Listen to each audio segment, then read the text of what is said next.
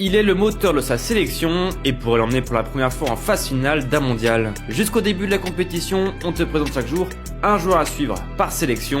Et aujourd'hui, direction Haïti. Natif de Colombes, Jean-Ignace Bellegarde fait ses classes au CS Vitaneuse avant de rejoindre le centre de formation du Mans en 2012. Mais suite à une relégation administrative, le club manceau perd son statut pro et le milieu de terrain, alors âgé de 14 ans, signe du côté du RC Lens. 3 ans après son arrivée, il dispute la finale de la Coupe Gambardella face à l'AS Monaco de Kylian Mbappé, perdu 3-0, puis lancé pour la première fois en Ligue 2 par Alain Casanova. Mais c'est en 2018-2019 qu'il se révèle réellement. Sous Philippe Montagnier, il inscrit plusieurs buts importants et qualifie Lens pour les playoffs d'accession à la Ligue 1. Il se montre encore influent lors de ses barrages, en étant notamment à l'origine du but de Jean-Kévin Duverne, mais ne permet toutefois pas à son équipe de monter. Une élimination qu'il considère encore aujourd'hui comme la plus grosse déception de sa carrière, même s'il découvre la Ligue 1 avec Strasbourg quelques semaines plus tard. Véritable milieu box-to-box, dribbleur malin, mais aussi très bon sur coup franc, Jean-Ignace Bellegarde explose en Alsace, avec notamment une dernière saison exceptionnelle où il délivre 9 passes D. Et après être reparti sur les mêmes bases lors du début de saison 2023-2024, Wolverhampton en fait une priorité.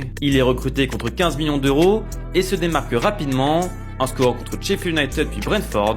Positionné dans un rôle plus avancé lors de sa deuxième saison, il devient un des hommes forts des Wolves, inscrivant 2 buts et délivrant 7 passes D. Et à 27 ans, après plusieurs années de discussion, il décide de représenter Haïti et d'aider la sélection à se qualifier pour la Coupe du Monde. Une mission compliquée sur le papier, mais brillamment réussie, grâce à une victoire lors de la dernière journée face au Nicaragua. Pour rappel, les Haïtiens défieront le Brésil, l'Écosse et le Maroc, avec l'objectif de passer les poules. Et vous, quel joueur d'Haïti allez-vous suivre à la Coupe du Monde?